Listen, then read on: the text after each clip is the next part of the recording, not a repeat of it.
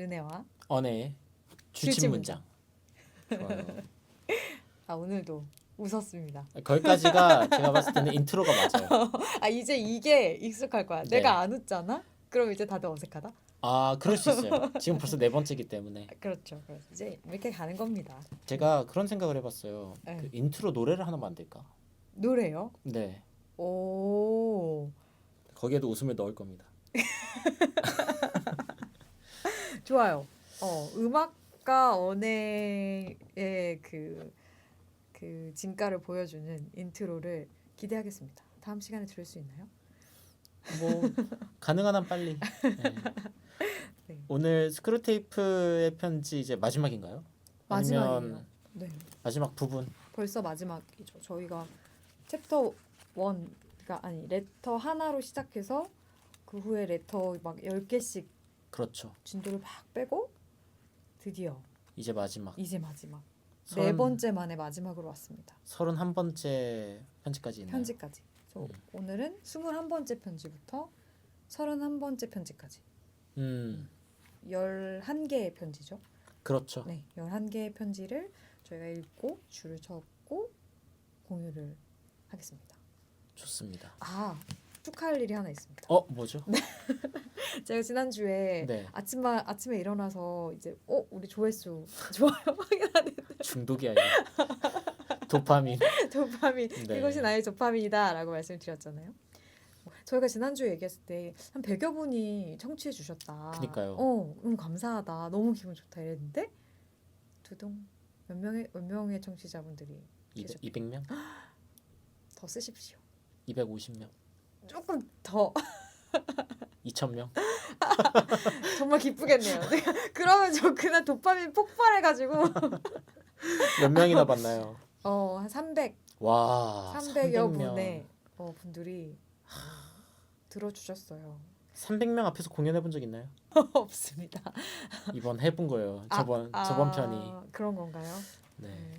그래서 오늘 사실은 조금 더 떨리는 마음으로 제치 문장을 녹음하러 왔습니다. 간략하게 소개도 해주시죠. 줄침 문장이 맞아요. 무엇인가요? 네, 새로 계속해서 저희 들어주시고 좋아해 주시는 분들을 위해서 줄침 문장은 이제 같은 책을 읽어요. 르네와 언해가 같은 책에 동일한 분량의 책을 읽고 서로 줄을 칩니다. 마음에 드는 문장, 마음에 와닿는 문장, 뭐 이제 언해가 그거 조심하라고 했지만 다른 사람에게 이제 소개하고 싶은 문장, 뭐 그런 것들. 꼰대가 되는 것을 조심하라고 했지만 소개하고 싶은 문장 줄을 치고 일단 읽을 땐 자유롭게 치죠. 그리고 우리가 여기 모여서 같이 내가 줄친 문장 중에 이게 진짜 내가 생각하는 이 책의 정수야라고 하는 세 가지 문장을 서로 소개해주고 왜 쳤는지 이야기를 나눕니다. 그렇죠. 그래서 여러분들도 만약에 이제 댓글에 나는 이 부분 읽고 이 부분이 좋았는데 이런 것들도 댓글로 남겨주시면은 이 컨텐츠의 재미가 배가 되겠죠. 맞습니다. 사실은 저희가 미리 어디서부터 어디까지 읽을 거예요라고 공지를 해드리고 공지 없어요 아직은. 같이 읽고 같이 네. 줄쳐보고 하는 거를 했으면 좋겠다라고 사실 지난주에 얘기했는데 제가 죄송합니다. 그거 공지를 아세요? 못 올렸어요. 지금부터 구독하시고 또 함께 하시면은 나중에 이제 이런 것들이 서서히 진화해가는 과정을 다 보실 수 있게 됩니다. 마치 그 맞아요. 인류의 여러분 믿는 거에 따라 다르겠지만 유인원이 인간 되듯이 함께 성장하는 기쁨. 쉽지 않죠. 네, 이런 광경 보시는 거 쉽지 않습니다. 지금이 기회입니다. 지금 구독 안 하시면은 이런 영상 이런 컨텐츠 나중에는 없을 수도 있어요. 제가 다음 주에는 꼭 근데 저 현업이 회사원이잖아요. 봐주세요. 그쵸. 봐주세요. 어떤 걸? 공지를 못 올렸음을. 괜찮습니다. 근데 너무 약간 죄책감이 느껴진다. 왜 이거는- 아침에 일어나서 청취자가 늘어난다는 거에 대해서 기쁨을 누리고 나의 할 일을 하지 않고. 원래 그 책임감에 따르는 그러니까 자유에 따르는 책임이 있듯이 점점 더 근데 뭐 발전해 나가면 되죠. 그렇죠. 누가 300명이나 볼 줄 알았어요? 그러니까요. 너무 감사해요. 300. 감사합니다. 감사합니다. 저희가 오늘은 짧고 굵게 하기로 했기 때문에 네, 영양가 있게 진행해 보도록 하죠. 네. 누가 먼저 갈까요? 오늘은 르네님 먼저 제가 먼저 해보실래요? 할까요? 네. 이번에도 역시 이제 분량이 조금 있었기 때문에 11개의 편지 중에서 세 문장을 뽑아내는 게 쉽지는 않았지만 쉽지 않죠. 네. 그리고 이제 앞에 있는 문장들은 이제 읽은 지 조금 돼서 내가 왜 이 문장에 줄쳤는지 왜 내가 왜 이 문장에 줄쳤는지 막 좀 잘 생각이 안 나는 부분도 있지만 그래도 네. 다시 이제 공유하다 보면 또 생각이 나는 부분이 있고 지금 이 순간에 놔두다 보니까 또 생각나는 부분들이 우리가 있잖아요. 그쵸. 응. 있어요. 그러면 저의 첫 번째 문장을 우리가 오늘 읽는 분량의 첫 번째 편지인 21번째 편지. 오. 21번째 편지의 8번째 패러그래프, 8번째 문단, 네. 네, 141페이지입니다. 홍성사 책으로는 스크롤 테이블 편지, 네, 141페이지고요. 놀이방에서 노는 아이가 내 고민형이라고 할 때도 나와 특별히 관계를 맺고 있는 오랜 애정의 대상이라는 뜻이 아니라 마음만 내키면 언제든지 찢어버려도 되는 고민형이라는 뜻으로 사용하도록 교육시킬 수 있지. 사랑이라는 키워드가 21번째 편지부터 31번째 편지 사이에는 되게 이제 요소에 되게 많이 자리 잡고 있거든요. 근데 이게 또 봤을 때 정말 이렇게 표현이 변화하고 있다라는 거를 이렇게 퉁 하고 이제 맞는 것 같은 느낌을 받았어요. 저는 뭐가 생각나는지 알아요? 뭐? 그 이번에 맥북을 사셨잖아요. 공개적으로 얘기해도 됩니까? 이거 맥북을 사셨거든요. 300명이나 받기 때문에 이제 약간 컨텐츠에 대한 책임을 지겠다라는 어떤 의지로 이제 사신 거죠. 네. 근데 네. 처음에 물건을 사면은 네. 다 소중해요. 네네. 그렇잖아요. 네네. 맥북도 그렇고 맥북도 그냥 맥북이 아니야. 네. 나의 창조 세계를 책임질 앞으로의 어떤 크리에이티브한 그 워크스테이션으로서의 맞아요. 맥북이 있는데 네. 근데 점점 이제 스타벅스 출입권으로 사용되고 그리고 더 나아가서는 뭐 라면 아니야. 받침으로 사용될 일은 없겠지만 뭐 점점 더 이제 장식용으로 전락해가는 그런 맥북의 모습이 결국에는 이제 당근에서 많이 목격되잖아요. 그렇지 않습니다. 근데 이제 약간 그런 그렇지 않을 느낌처럼 겁니다. 네. 처음에는 뭔가 이 관계적인 거에 대한 어떤 소중함, 그러니까 물건과의 관계도 그렇지만 사실 사람과의 관계에서도 처음에 막 만날 때 그 설레임, 두근거림, 그 소중함 뭐 이런 것들이 있다가 나중에는 뭔가 익숙함에 이제 뭔가 이런 것들이 사실 점점 내가 원하기만 하면은 뭐 있을 수도 있고 없을 수도 있는 무언가라고 생각할 수 있게 되잖아요. 그래서 약간 그런 것들이 좀 떠오르는 문장이기도 하네요. 맞아요. 근데 제가 생각했던 건 뭐였냐면 이제 사랑의 정의에 대한 거를 이거를 이제 이 문장을 보면서도 생각했었던 것 같아요. 그러니까 사랑을 되게 중요하고 소중하게 생각을 했는데 이 책을 읽으면서 그리고 이 문장을 읽으면서 나는 사랑을 뭐라고 생각했지? 라는 생각을 또 한 번 더 하게 됐던 것 같아요. 내가 사랑을 도대체 뭐라고 생각했길래 사랑이 내 인생의 주제라고 했고 또 뭐 내가 사랑을 하겠다고 얘기를 했지? 사랑이 뭐지? 라는 생각을 좀 하게 됐던 것 같고 그냥 뭐 우리 지금 이제 현 사회에 보면은 사랑까지도 뭔가 소유물로 생각하는 경향들이 있지 않나. 그러니까 내가 원하는 것을 내가 사랑하는 것이라고 정의한다거나 내가 사랑을 주면 너도 나한테 사랑을 줘야지라고 뭔가 이렇게 주고받는 무언가로 사랑까지도 생각해 버린다거나 우리가 뭐 그런 거 있잖아요. 왜 내 사랑을 받아주지 않아? 라고 좀 거기에 대해서 화를 내거나 뭔가 사랑에 대한 정의가 지금 이 사회에서 이 세상에서 조금 잘못돼 가고 있다고 해야 되나요?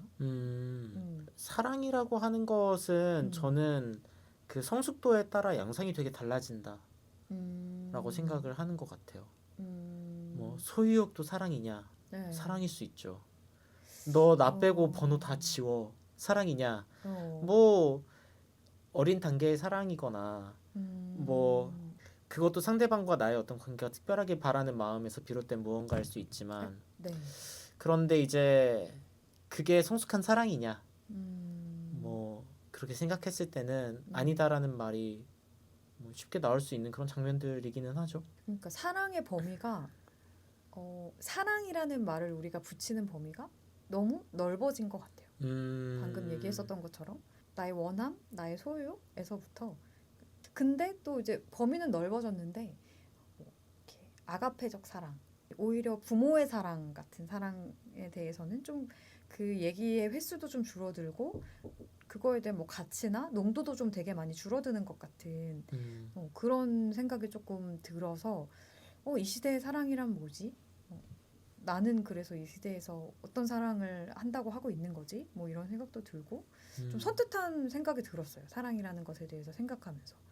뭐 요즘에 보면은 가족 간의 사랑에 대해서도 뭔가 이제 그 물질적 가치를 더딥혀서 얘기를 한다거나 가족이라도 그러면 안 되지라는 말들을 많이 이제 한다거나 그러니까 물론 이제 그게 그렇게 나온 배경과 이유들을 알 것 같아요. 서로를 침범하고 하는 것에서 서로 상처받고 괴롭게 하는 사례들이 너무나 많았기 때문에 무조건 그게 뭐 잘못됐어 틀렸어라는 게 아니라 너무 많이 그런 쪽으로 조금 이제 사랑의 가치들이 좀 변화하고 좀 깎이고 하는 것들이 있지 않나라는 생각이 들면서 사랑이 뭐지? 뭐 이런 생각들을 이 문장을 보면서 좀 했던 것 같아요. 이게 방금 저의 첫 번째 문장이었고 제가 이제 세 번째 문장으로 얘기하려고 했던 게 사실 이 책 안에서는 지금 아예 그냥 대놓고 사랑을 얘기하는 편지가 하나 있거든요. 거기에 또 제가 줄친 문장이 하나 있어요. 제일 줄친 문장일 것 같은데요. 26번인가요? 맞아요. 26번째 편지에. 저도 사실 그거기 때문에 그럼 제가 이거 얘기하면서 그래요? 같이 얘기할까요? 네, 쭉 같이 가시죠. 왜냐면은 네. 제 첫 번째 줄친 문장은 요거 26번 편지의 두 번째 문단인가요? 맞습니다. 제일 큰 문제는 비이기주의다. 이 점에서도 역시 우리 언어학적 무기의 탁월한 업적 덕분에 원수가 사랑이라고 부르는 적극적 개념이 비이기주의라는 소극적 개념으로 바뀌었다는 사실에 주목하기 바란다. 라고 이제 이야기하는 부분이 있죠. 근데 아까의 그 이야기랑 어떻게 보면 좀 정반대의 이야기예요. 그러니까 뭐냐면은 내 거라고 소유욕을 부리는, 그러니까 내 고민형이니까 찢어버리고 버려도 좋다라고 하는 지경까지 가는 거나 아니면은 비이기주의적으로 어떤 경계를 가상으로 설정해 놓고 저 사람은 이런 걸 원하니까 내가 희생해야지라고 생각했지만 결국에는 그것 때문에 또 서로 싸우게 되는. 그러니까 여기에 나오는 비이기주의라는 단어 자체는 그런 거죠. 이기적인 사람이 되지 않기 위해 이익을 포기하도록 가르친다. 이게 굉장히 교묘하다는 생각이 들었어요. 가끔 남녀 관계에서 상대가 뭘 원할지에 대해서 지레 짐작하고 들어갈 때가 있단 말이죠. 그러니까 연애하면은 주변 친구들이 막 그래요. 야, 남자들은 왜 이런 행동을 하는 거야? 뭐 알바가 있나요? 그 친구의 뭐 나름의 사정이 있겠지만 근데 옆에 있는 친구들이 뭐 야, 남자애들은 이래서 이러는 거야. 뭐 저래서 저러는 거야. 진짜? 야, 너 그렇게 하면 안 돼. 남자애들 엄청 싫어해. 막 어릴 때일수록 또 특히 막 그런 맞아요. 막 이야기들 많잖아요. 근데 그런 것들이 그러면은 얘는 이런 걸 원하겠구나 하고 이제 생각하는 그런 부분이 있고 이게 얕게만 생각하면 또 이런데 더 깊게 생각해 보잖아요. 그럼 이런 거예요. 한때 상대방이 원하던 게 있었어요. 그래서 나는 그거를 존중한답시고 계속 그렇게 해줬는데 어느 순간 이 사람은 변해 있던 거예요. 예를 들면 이 사람 두부를 안 먹어요. 두부를 안 좋아해요. 두부가 얼마나 맛있는데. 뭐 예를 들면요. 근데 그래서 막 두부 관련된 음식을 시킬 때면은 뭐 내가 나서서 두부를 다 먹었어요. 뭐 내가 뭐 엄청 좋아하는 건 아니지만 그래도 너가 먹기 싫어하기도 하고 나는 뭐 그렇게 싫어하지도 않고 하니까 계속 먹었는데 어느 순간 헤어지자고 하는 거예요. 왜? 나 두부 좋아하는데 네가 다 먹고 있어. 나 한 작년부터 두부 좋아했는데 너 계속 이거 먹잖아. 진짜? 그러니까 예를 들면 근데 이런 것들이 그냥 비이기주의가 탄생하는 어떤 시점인 것 같아요. 뭐냐면은 계속 소통을 안 하다 보니까 그러니까 진짜 적극적으로 사랑하려고 하는 거는 오늘도 어떠냐 내일도 어떠냐 매일 묻고 서로를 알아가고 이러는 과정인데 어느 순간 내가 상대를 알고 있다 생각하니까 너는 이 정도면은 이 정도 원하지. 내가 이 선 지킬게. 그게 내 사랑이야. 근데 이제 아니었던 거죠. 저는 약간 그런 장면들이 많이 떠올랐어요. 르네님은 이 어떻게 책에도 계속 떠올랐어요? 뒤에도 계속 그 얘기한 내용들 방금 언혜가 얘기한 내용들이 뒤에도 계속 나와요. 그죠? 여자는 주로 다른 사람을 위해 수고하는 걸 뜻하지만 남자는 남을 수고시키지 않는다는 걸 뜻한다. 이런 게 서로 다르다는 거지. 내가 사랑받고 있어라거나 내가 상대방을 사랑해라는 것의 개념이 남녀가 서로 다르다는 거. 뭐 그게 항상 문제가 되기도 하고 처방을 또 내리기도 해요. C.S. 루이스가. 근데 만약 처음부터 각자의 뜻을 솔직하게 털어놓았다면 이성과 예의라는 테두리는 지킬 수 있었겠지. 이렇게 얘기하거든요. 솔직히 스터 베스트라고 저는 생각합니다. 일단 말해야 돼. 근데 말을 해야 되는데 말을 하는 방법에 대해서 고민하고 생각할 필요는 있죠. 있죠. 말을 하는 방법이 나 이거 원하니까 네가 이걸 뭐 해줘, 따라줘라던가, 그러니까 강압적이고 뭔가 좀 짜증 섞인 말투라든지, 그러니까 말투도 중요하고 타이밍도 중요하고 지혜가 좀 그렇죠. 필요하죠. 지혜와 센스. 이거는 사랑한다면 솔직하게 말하고 또 어떻게 말해야 하는 것인지에 대한 고민도 필요한 것 같고 그리고 여기 뒤에 보면 이거 사실은 이제 이 레터에 나오는 건 아니지만 거의 마지막쯤에 보면 용기라는 거에 대해서 나오거든요. 용기 그 29번째 편지에 보면 용기란 단순히 수많은 미덕 가운데 하나가 아니라 시험의 순간, 즉 가장 첨예한 현실과 마주치는 순간에 모든 미덕이 하나같이 취하는 행태라는 사실을 원수도 너만큼이나 잘 알고 있다. 이렇게 하면서 용기가 얼마나 그러니까 중요한 미덕인지에 대해서 얘기하거든요. 근데 이거를 이제 그 사랑과 뭐 특별히 남녀 관계와 저는 사실 인간관계에 있어서 그러니까 어떤 관계라도 하는 사랑에 있어서 요 예를 좀 끌어오자면 두 가지가 있는 것 같아요. 하나는 솔직하게 다 말해. 근데 그 방법이 잘못됐어. 그 방법이 이게 잘못됐다는 게 내가 이전에 관계했던 어떤 사람과는 맞는 방법일 수 있는데 지금 만나고 있는 사람하고는 이 방법이 잘못됐어. 근데 그거에 대해서 고민하지 않고 생각하지 않. 이 사람이 어떤 사람인지 어떻게 이 사람과는 대화해야 되는지에 대해서 사랑한다고 하면서 생각하지 않고 원래 내가 하는 방법, 그 나한테 편한 방법대로 하다가 문제가 되는 것 하나. 다른 거 하나는 회피. 사실 이게 더 큰 문제를 야기한다고 저는 생각합니다. 사실 여기서 얘기하는 것도 그거죠. 대화하지 않는 거, 지레 짐작하고 사실 그 회피거든요. 물어봤을 때 내가 좀 이것까지 물어보면 내가 좀 짜치지 않나요? 전문 용어 나왔네요. 네. 전문요. 그렇게 생각이 든다거나, 쑥스럽다거나, 아니면은 뭐 그러니까 용기가 없는 거죠. 어떤 상황에 대해서 직면할. 그래서 걔를 좀 회피하고 내가 생각하는 방법, 내가 이해한 문제들에 대해서 하다 보니 결국은 나중에는 오해가 되고 불편함이 되고 답답하고 서로 도대체 왜 저래? 막 이렇게. 근데 사실 사람이 상대방이 회피 성향이잖아요. 그러면은 나도 뭔가 빙빙 돌리게 되고 약간 그런 게 있는 것 같아요. 그래서 어쨌든 그 두 개의 상황이 있는데 이 용기가 필요한 것 같아요. 상대방의 언어에 나를 조금 맞출 수 있는 용기, 그리고 내가 좀 불편하거나 부끄럽거나 자신이 없더라도 얘기를 꺼내보고 대화해보는 용기, 직면하는 용기, 이게 다 관계에는 특히나 사랑하는 관계라면 너무나 필요한 게 아닌가라는 생각이 좀 듭니다. 네. 맞아요. 이거는 뭐 지속적인 소통이 사실은 답이고 저 이 말이 되게 웃기거든요. 아량 싸움 망상증. 어디 있나요? 아량 싸움. 일이 이쯤 되면 아량 아량 싸움 싸움 망상증이라고 부를 만한 궁작에도 도전해 볼 수 있다고. 내가 너를 얼마나 아량을 갖고 품어줬. 야, 내가 더 품어줬어 이거. 이거를 맞아. 이제 근데 사람이 정말 지속적으로 소통하지 않으면은 그냥 진짜 힘든 것 같아요. 그리고 맞아요. 사실은 뭐 어제 나와 오늘의 내가 또 다른 부분들이 있고 그러니까 그런 달라진 부분들에 대해서도 지속 소통이 또 필요한데 저 같은 경우에는 또 그런 것도 있었어요. 막 한 번은 또 이렇게 말했다가 또 다르게 말하기가 또 민망한 거예요. 예를 들면. 그래서 이제 업데이트 하기가 어려워지는. 예를 들어서 나 뭐 추위 안 타. 너 이거 덮어 이러면서 이제 덮어줬는데 추워요. 그럼 어떻게 말할 수 있어요? 쉽지 않거든요. 예를 들면. 근데 이건 되게 단순한 예지만 살아가다 보면은 그냥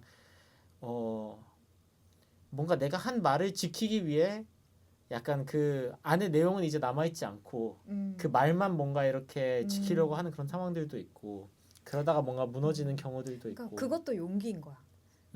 내가 한 말을 내가 뒤집는 게 나한테 좀 부끄럽고 수치스러워. 그러니까요. 내가 좀 얼마나 사실 힘든 자꾸 일이에요. 짜친데 짜쳐졌어. 그치만 용기를 내서 말하는 거지.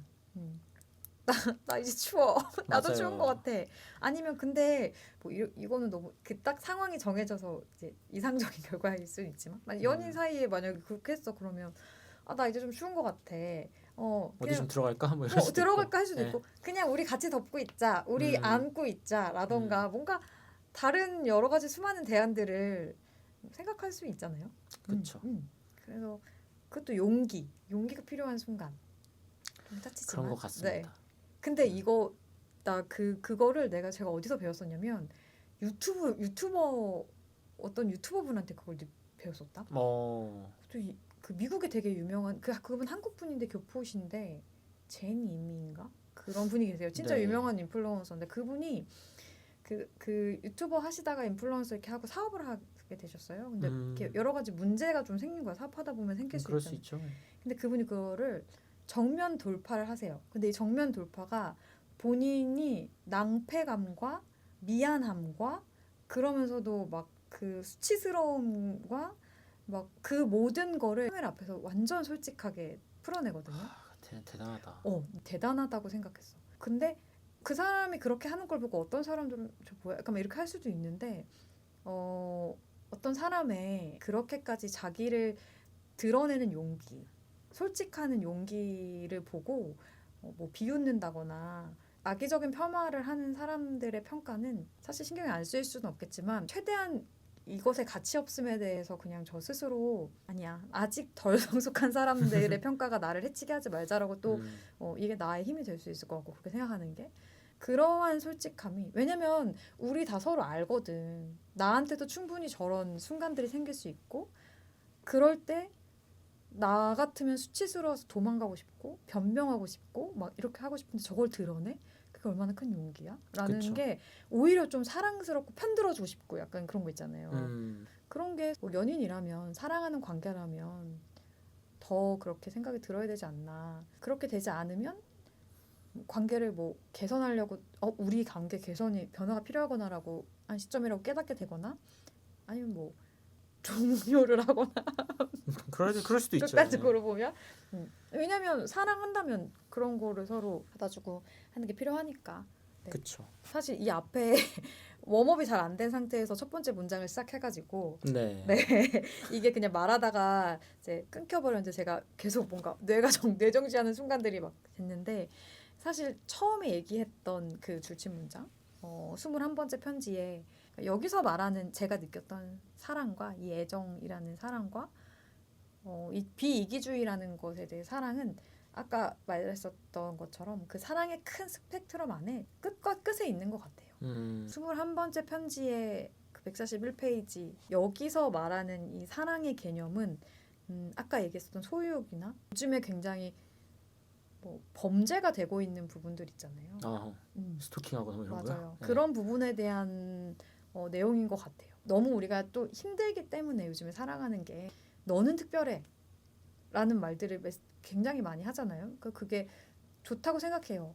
너무 힘이 필요한 사람들이 많이 있고 그게 실제로 위로가 되고 저도 사실 그런 데서 많은 힘을 얻기도 했고 근데 이런 너 특별해 네가 중요해 너를 지켜 너를 힘들게 하는데 다른 게 뭐가 중요해 막 이렇게 나로 내가 가장 중요하다라는 메시지를 끊임없이 주입됐을 때 내가 좀 회복되고 내가 좀 이제 힘이 생겼어 라고 했을 때 나만큼 타인도 소중해로 넘어가야 되는데 그게 되지 않고 그래 내가 소중해 내가 제일 중요해 이걸로 그 후에 모든 관계들이 그렇게 맺었을 때 이런 일들이 이 고민형 내 거야 내가 제일 중요해 나를 만족시키는 게 중요해 내가 이게 찢어서 만족되면 이거 찢을 수도 있지 여자친구 내가 언제든 버릴 수 있는 고민형인데 나한테 헤어지자 그래? 죽여. 약간 이런 아니 그런 일들이 뉴스에 나오잖아요. 그렇지. 그러니까 너무 조심스럽지만 사람이 진짜 약한 존재인 것 같아요. 그래서 그 한 끗 차이로 미묘한 선을 넘는 순간 중요하고 필요했던 것들이 잘못 전달되고 커지고 발현되고 하면서 문제가 되는 그런 것들인 것 같고 그거의 반대 정점에 오늘 뭔가 비기주의. 제가 굉장히 말이 많아지는데 언혜가 읽어줬던 거에 바로 다음으로 저의 줄치 문장인데 네네. 애시당초 다른 사람을 행복하게 해주기 위해 자기 이익을 포기하는 게 아니라 이기적인 사람이 되지 않기 위해 이익을 포기하도록 가르칠 수 있게 된 건 다 이 덕분이야 라고 얘기하거든요. 근데 진짜 교묘하지 않아요, 정말? 맞아요. 저게 저 경계선이 제가 이제 이런 걸 떠올려요. 부모님께서도 저를 많이 사랑하셨겠죠. 근데 저는 아버지가 저를 위해서 굉장히 많은 희생을 했다고 생각하거든요. 그 일을 굉장히 열심히 하셨어요. 제가 봤을 때 진짜 누구보다도 열심히 하시고 아침 일찍 나가서 저녁 늦게 들어오시고 이랬는데 근데 정작 제가 그 어린 제가 바라던 어떤 것들 중에 하나는 뭐 제가 어떤 개인 공연이 있거나 뭔가 학교에서 하는 무언가가 있을 때 꼭 아버지가 한 번쯤 와주셨으면 좋겠다 뭐 이런 생각을 할 수 있잖아요. 특히 다른 친구들 부모님이 많이 오시거나 이러면. 근데 이제 근데 아빠는 또 바쁘니까 그러니까 제 나름 또 약간 비이기적이고 싶었던 것도 있고 그리고 아빠도 나름 열심히 돈을 버는 게 가족에 대한 사랑이지라고 이야기하는 게 있었겠고 근데 그런 부분들이 사실은 소통이 많이 없었어요. 그치 그러니까 보통 아빠와 아들 사이에는 소통이 많죠. 네, 그죠? 근데 그냥 그런 지점들부터 시작해가지고 참 교묘하게 그러니까 이게 물론 나는 사랑한다는 어떤 의미와 의지와 그런 것들을 들여서 했을지라도 사실은 비이기주의에 가까운 어떤 상황이 되어버리는 일들이 있다는 게 그래서 참 끊임없이 소통하고 아까 좀 낯 부끄럽거나 아니면은 소위 짜치더라도 얘기를 하려고 하는 게 중요하구나라는 생각을 맞아요. 계속 하게 되는 것 같아요. 저도 더 그래야겠다라는 생각을 하고요 요즘. 저는 사실 이 문장을 보면서 그 C.S. 루이스가 얘기하는 사랑이 이 사람이 이걸 사랑이라고 하는구나라고 생각한 게 다른 사람을 행복하게 해주기 위해 자기 이익을 포기하는 거. 그러니까 사랑한다는 건 상대의 행복이 나의 최우선이 되는 거. 이게 너무 자연스러운 거. 그거를 C.S. 루이스는 사랑이라고 하는구나 라는 생각이 들었어요. 근데 이게 진짜 궁극의 사랑이죠. 부모님들이 자식 입에 들어가는 것만 봐도 배부르다고. 약간 이게 약간 그런 느낌이잖아요. 네가 행복하면 난 행복해. 짜장면 안 좋아해. 약간 이런. 그게 궁극의 사랑인 거죠. 아 그러게요. 와 그렇게 하는 사람과 그렇게 내 주변의 내 사람들을 내가 그렇게 사랑해. 그러면 나도 행복할 것 같지 않아요? 주변 그렇게 사랑할 수 있는 사람은 또 자기도 사랑하는 것 같아요. 그렇지 맞아. 그러니까 이게 따로 놀지 않아요. 이게 어떤 사람들은 나를 정말 너무 사랑하면은 남을 사랑할 수 없다 이렇게 생각하지만 또 그렇지가 않아요. 그죠? 자신을 정말 잘 사랑하는 사람이라면 또 주변 사람들까지 사랑하게 되는 어떤 그 영역의 확장이 일어나고 그러니까 그러니까 뭔가 기독교적인 어떤 색채를 저희가 갖고 있어서 그럴 수도 있기는 하지만 뭔가 자신을 사랑하듯이 이웃을 사랑하라고 이야기를 하는데 진짜 딱 그 한계가 자신을 사랑하는 정도거든요. 그러다 보니 제가 조금 용기를 내서 이제 이거 이렇게 까도 되나? 이런 생각이 들지만 네, 용기를 내서 제 방법을 한번 얘기해 보자면 저는 그 사랑하는 거 너무 힘든 일이고 이제 살아갈수록 더욱 그런 것 같아요. 왜냐면 나의 상황이 좋지 않을 때 타인의 그 성취가 나한테 그대로 기쁨이 되진 않거든요. 그럴 수 있죠. 오히려 나의 상황이 너무 좋지 않은데 내 옆에 진짜 너무 좋아하고 사랑하는 친구야. 근데 이 친구가 갑자기 내가 원했던 그 성취를 이뤄냈을 때 그게 함께 기뻐해 주는 게 사실 쉽지만은 않은데 제가 사랑해야겠다고 마음 먹었고 어떻게 했냐면 인간 너무 쉬운 존재야. 어떻게 아셨죠? 그러니까 약간 이렇게 얘기하다 보면 근데 나 있잖아 이렇게 얘기하면 약간 감이 올 때가 있잖아요. 얘 약간 이렇게 뭐 좋은 일이나 그거 됐나? 약간 이렇게 됐을 때 순간적으로 굳게 마음을 먹어요. 같이 기뻐해야지. 진심으로 축하해야지. 라고 속으로 생각하거든요. 이거 중요해요. 근데 그거 먹혀요. 너무 신기합니다. 근데 그렇게 해서 얘랑 같이 기뻐하잖아요. 그럼 진짜 저도 기뻐요. 음, 내가 뭔가 기분이 좋지 않고 마음이 편치 않아야 될 상황을 어쨌든 기뻐 축하해라는 감정으로 그 순간을 지나간 거잖아요. 그게 나에게도 좋아요. 내 마음의 평온을 해치지 않게 되거든요. 그래서 중요한 일이죠. 네, 선택할 수 있다라는 거를 얘기하고 싶어요. 물론 저도 뭐 언제나 그렇게 하진 못하지만 그게 먹힙니다. 난 진심으로 축하해야지. 난 저도 진짜 코칭을 기뻐야지. 하다 이게. 보면은 그런 게 그 기술적인 부분도 있다고 생각해요. 실제로. 아 이게 심리학적으로 그게 근거가 있는 얘기인가요? 그럼요. 나 예. 혼자 착각했어. 그럼요. 어. 예. 근거 물론 있죠. 음, 그리고 그렇게 누군가의 성취를 이렇게 응원하고 또 더 이렇게 그 호응을 하다 보면은 사실은 내 자신의 성취에 대해서 바라보는 관점도 많이 달라져요. 어떻게? 그냥 어떤 어. 예를 들어서 코칭하는 대상이 굉장히 좀 자신감이 없는 상황이고 여러 가지로 힘든 상황인데 그래서 자신 안에 어떤 자원이 없다고 판단하고 있는데 그 안에서 뭔가 자원을 찾아서 이런 일도 있었고 저렇게도 했고 너무 다 의미 있지 않냐 하면서 이렇게 찾아가는 과정 속에서 나도 생각해 보면 내 스스로도 의미 없다고 생각했던 그런 지점들이 알고 보니 의미가 있었네라는 것들을 발견해 나가는 그런 상황들도 있는 거죠. 그러다 보니까 뭔가 상호 영향을 좀 끼치는 것 같아요. 누군가를 사랑하려는 노력으로 나를 사랑하는 법도 배우게 되고 나를 더 사랑하려는 노력으로 상대방을 더 사랑하게 되는 부분도 있는 것 같고 맞아요.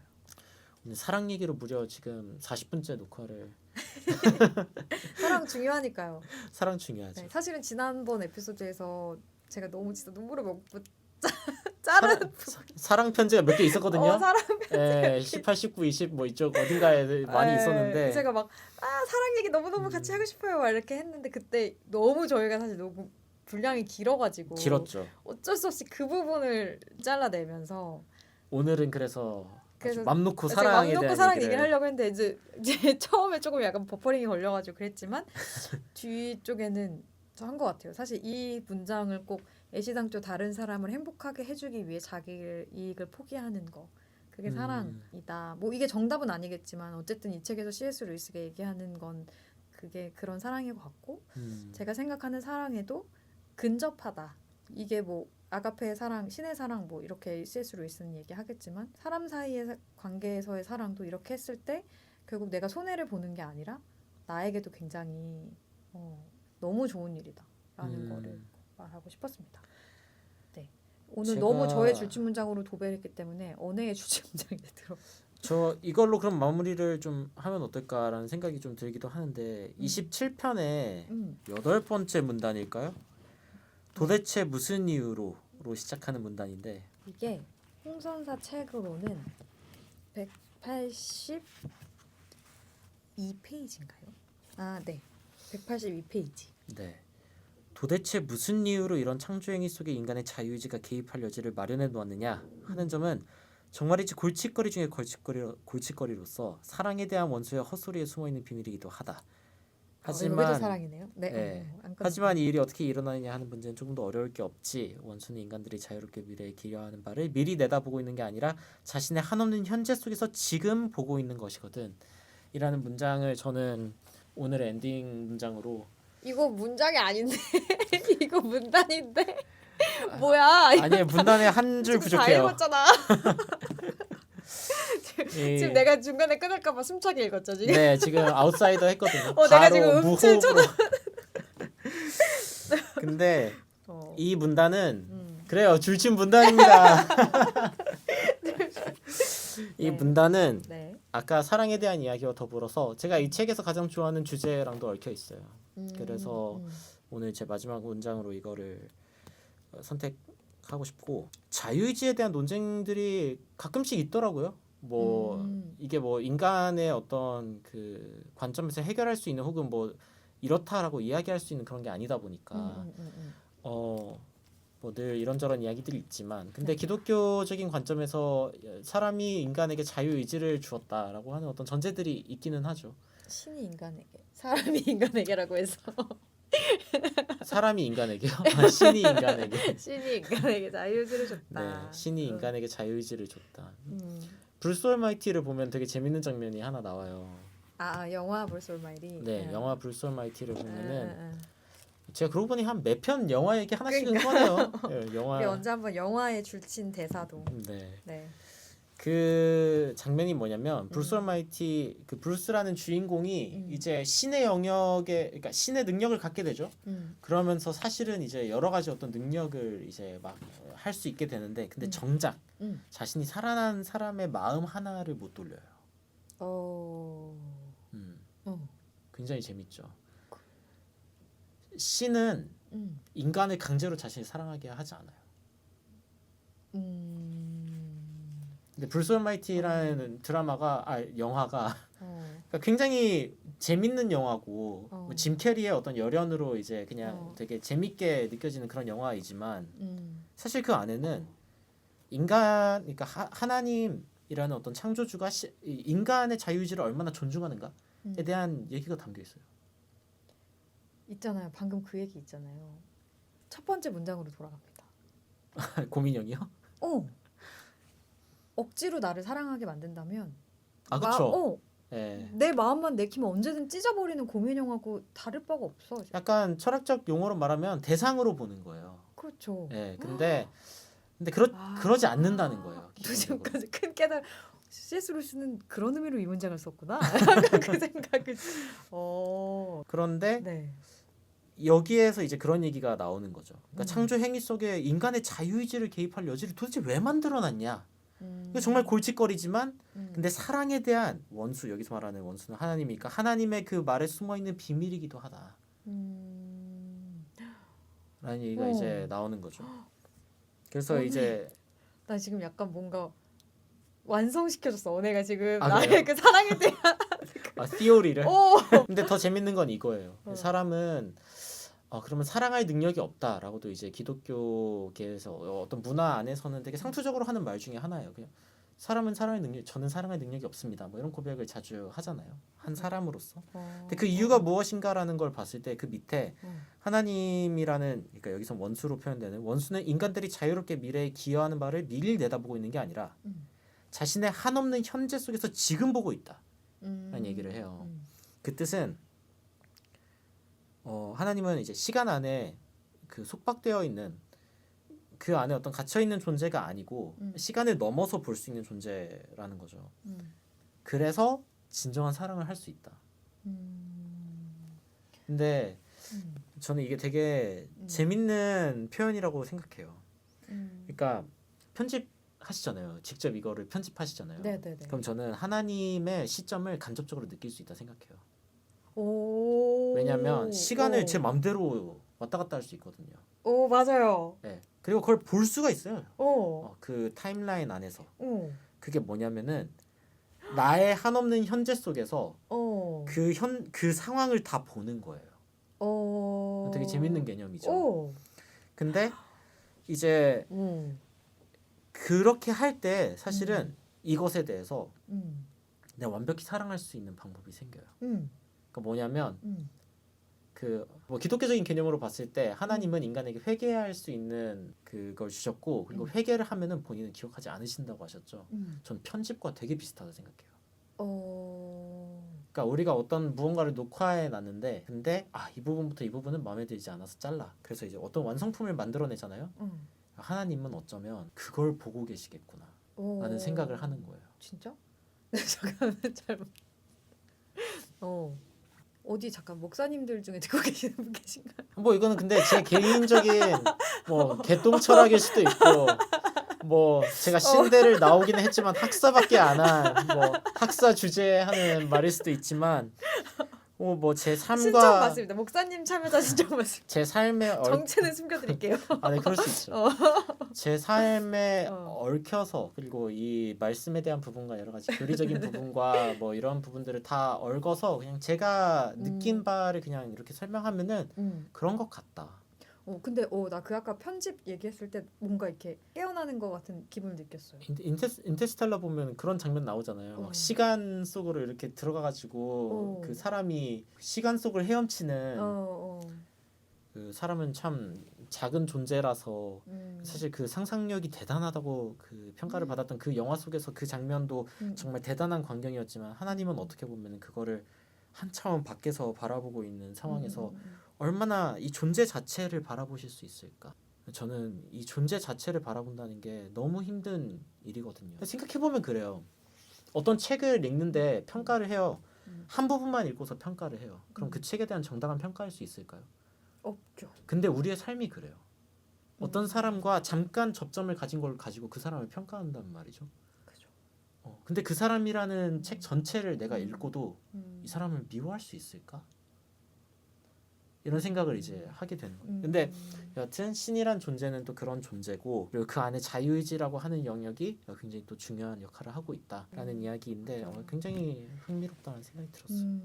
뭔가 지금부터 첫 번째 문장에서 다 다시 하고 싶다. 나 부활하는 느낌이에요. 지금 처음부터 뭔가, 모든 의미들이 그런 그 줄쳤던 문장들이 뭔가 있는 것 같은데 명확하지 않았던 게 지금 대화하면서 명확해졌어요. 그래서 오늘 너무 좋네요. 에피소드는 끝까지 안 보는 사람이 손해겠네요. 그러니까 줄친 문장이 이래서 좋아. 사실 사람이 단계가 있는 것 같아. 혼자 느끼는 거, 생각하는 거, 그다음에 한번 써보는 거, 말로 뱉는 거, 대화하는 거. 이게 다 확장의 정도가 점점 더 커지고 그럼요. 그게 뇌를 깨우고 성장과 성숙을 이루는 거라고 생각하는데 줄친 문장 진짜 너무 좋은 것 같아요.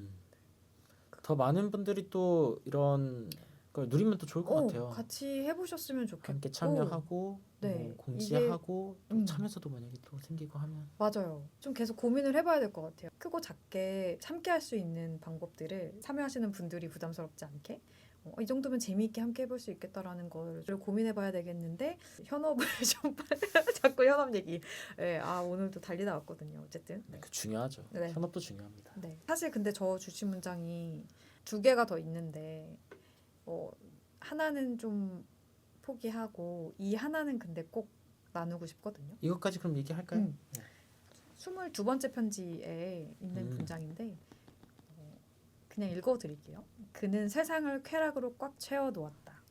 자고, 씻고, 먹고, 마시고, 사랑하고, 놀고, 기도하고, 일하는 것처럼 자기가 조금도 개의치 않는 가운데 인간들이 하루 종일 할 수 있는 것들을 주었다. 내가 일상에서 하는 것들이 나에게 만족감을 주는 것들이거든요. 그게 다 쾌락이라는 거를 우리가 잊지 않았으면. 저는 오히려 이제 뭐 이 부분에 대해서 이제 할 말이 굉장히 많긴 한데 뭐 오늘 한 2시간 가나요? 이거 2개로 아니 나눌까? 근데 좀 짧게 줄이면 그러니까 요즘은 값싼 쾌락이 많아서 더 문제인 거지. 사실은 그 쾌락을 얻는 제대로 된 정당한 어떤 방법들로 이제 삶이 채워진다면 훨씬 건강하고 본래 의도의 회복된 기독교 세계관에서 이제 그렇게 표현을 하겠죠. 회복된 그런 삶을 살 수 있지 않을까라는 생각을 해봅니다. 그래서 뭐 도파민 디톡스나 뭐 이런 얘기들도 많이 나오잖아요. 조회수 좀 덜 확인하시고. 너무 자주 그러니까 한 번씩은 확인 이렇게 열심히 했는데 뭐 조회수 확인은 그러니까 할 수 있죠. 제가 자꾸 언혜한테 계속 이렇게 올라가면 캡처해가지고 시시때때로 저한테 캡처를 해서 보내주니까 이제 저도 약간 당황스러운데 저도 유튜버로서 이제 그 마음을 알지만 네. 아니 나는 오늘도 기분 좋아. 언해도 기분 좋아요. 언해도 기분 좋은데 같이 하는 거니까. 네. 일단 뭐 좋은 문장이라고 생각합니다. 그리고 여러분들 이 줄친 문장 들으시는 여러분들도 뭔가 이걸 들으면서 좀 긴 컨텐츠잖아요. 요즘에 그렇게 많지 않은. 근데 그 가운데에서만 누릴 수 있는 또 그런 기분 좋은 쾌락들도 있다고 생각이 들어요. 그래서 그런 것들을 많이 누리셨으면 좋겠다라는 생각을 해봅니다. 생각보다 쇼츠에 절여져 있다가 긴 콘텐츠를 끝까지 다 봤을 때 느껴지는 이렇게 평온한 기쁨이 있더라고요. 그럼요. 있어요. 오늘로 저희가 이제 스크류테이프의 편지가 마지막인 줄 아셨죠? 아닙니다. 이제 저희가 왕중왕전 줄친 문장 개의 줄친 문장을 이제 뽑을 거기 때문에 다음 에피소드에는 저희가 스크류테이프의 편지 총평 왕중왕전을 할 예정이고 그때는 같이 해보셨으면 좋겠어요. 너무 좋죠. 이제 뭐 처음부터 끝까지 다 같이 뭐 들으시면서 저희 르네와 언해가 친 문장들 중에서 이건 나한테 정말 와닿았어 하는 문장들 뽑으셔도 좋고 그럼 너무 기쁘겠다. 그죠. 개인 제 거 뽑아주세요. 막 이렇게 하는 들으시는 분들이 이제 내가 읽고 내가 뽑은 주친 문장 난 이게 정수라고 생각해라는 거 댓글로 어떻게 이 문장을 놓쳤어? 이런 맞아 댓글로. 아직 하수들이건 막 이렇게 하면 댓글에 남겨주셔도 너무 좋을 것 같고 네 그렇습니다. 그래서 다음 에피소드에는 그렇게 좀 참여하는 주친 문장으로 진화하네요.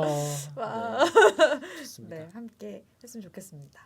네 그럼 그러면 마무리 인사드릴까요? 마무리 인사할까요? 오늘 여기서 르네와 언의 줄친 줄친 문장. 안녕.